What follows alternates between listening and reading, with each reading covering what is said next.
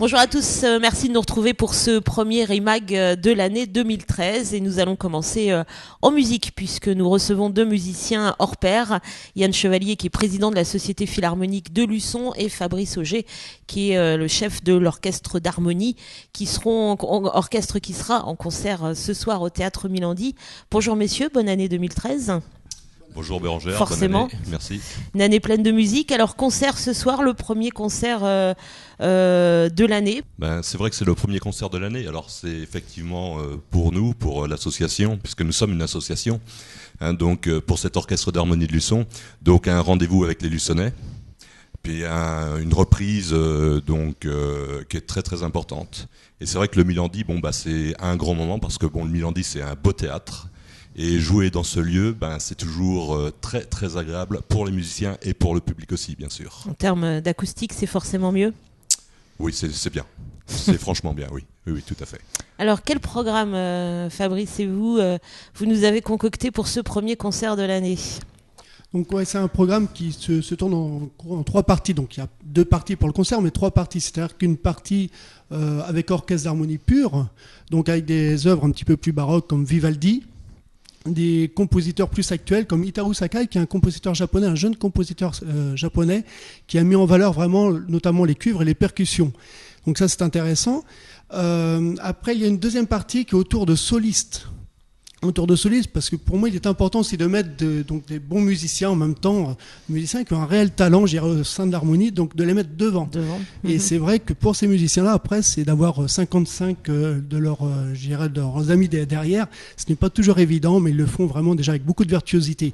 Donc on a une pièce, c'est Duettino pour deux flûtes et orchestre. Ça, je vous le conseille vraiment de l'écouter ce soir. Vous allez voir que c'est assez magique la façon dont elle puisse jouer. Il y a une pièce aussi avec saxophone. Un saxophone ténor, parce que souvent les saxophones on les met un petit peu à côté, ils sont toujours là, ils sont toujours présents, mais le mettre devant, et là on va voir un jeu justement très très fin, très souple avec Alexandre Mignon qui est là depuis, je sais pas, peut-être pratiquement une quinzaine d'années, une vingtaine d'années au sein de l'harmonie. Oh oui, donc c'est aussi pour les remercier un petit peu de leur présence tout au long de ces années. Et on aura aussi un autre soliste, mais là déjà l'année dernière on a vu, donc c'était avec Sylvain Coussy qui est aussi professeur d'accordéon à l'école intercommunale Louis Porcher. Et donc là il va venir justement pour interpréter Guardia Nueva et Tango pour Claude. Donc deux pièces avec accordéon en tant que soliste. Là ça donne une couleur supplémentaire à l'orchestre. Donc voilà, avec des musiques de films aussi, notamment La Folie des Grandeurs. Ouais, j'allais dire, voilà, un final, La Folie des Grandeurs, toujours très apprécié. Musique d'un compositeur, on est assez surpris. Oui, c'est très surprenant. La première fois que j'ai vu La Folie des Grandeurs, je regarde le compositeur, c'est Michel Polnareff. Ah, voilà. C'est vrai que ça a surpris la plupart des musiciens. Donc là, c'est un petit peu la troisième partie, c'est de mettre aussi des musiques de films un petit peu en avant, de redécouvrir des musiques de films. Et je me suis aperçu qu'en même temps que beaucoup de musiciens entre eux parlent après, notamment de La Folie des Grandeurs, entre les plus jeunes qui ne connaissent pas le film, entre les plus anciens qui parlent du film. Donc voilà, c'est un petit peu du vécu et de la découverte pour certains. Yann, à la fois président et musicien au sein de cet orchestre, oui, c'est toujours... c'est toujours un plaisir de jouer toutes ces partitions. Oui, c'est toujours un plaisir parce qu'en fait, effectivement, ce que vient de dire Fabrice, le programme est toujours très, très éclectique. Alors, aussi bien pour le public que pour les musiciens.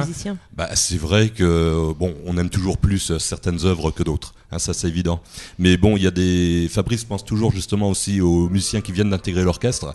Il y a des morceaux qui sont plus lents, techniquement, je vais dire, sont plus faciles, d'autres qui sont plus difficiles.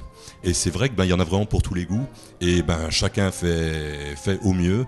Et c'est vrai que la pédagogie de Fabrice, et ça je dis ça s'il y a des gens qui veulent venir jouer au sein de l'orchestre, en fait, d'un point de vue technique, il faut donc que le musicien joue bien sûr en accord avec l'orchestre, mais il n'est pas obligé de tout jouer réellement. Et c'est vrai que pour nous, en tant que musiciens, des fois c'est plus facile.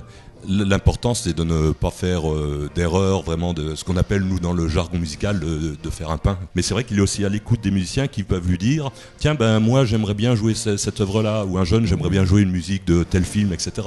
Et en fonction de ça, lui il va pouvoir voir pour un orchestre d'harmonie comme le nôtre, est-ce qu'on peut l'adapter ? En termes de projet, parce qu'en préparant cette émission, vous m'avez confié que voilà, vous aviez encore de nouveaux projets, des nouvelles envies pour l'orchestre. Alors c'est vrai que tous les ans, il y a toujours un projet. L'an dernier, il y a eu le festival donc des nations interceltiques.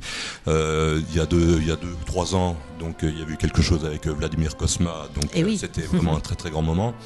Et cette année, alors c'est suite à une demande aussi de Marie-Christine Davier qui est venue donc nous écouter à l'Espace Plaisance l'an dernier.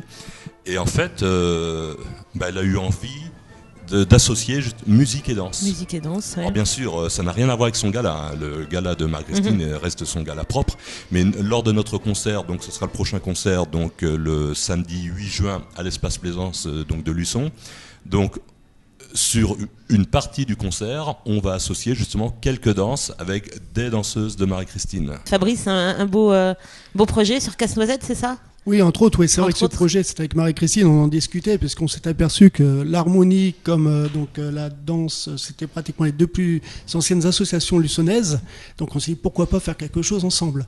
Et c'est vrai que la danse et la musique, ça c'est entre guillemets toujours fait. Et oui. Mais justement, donc ça va être une grande première, je dirais, pour l'Orchestre d'Harmonie. On n'a jamais fait avec la danse.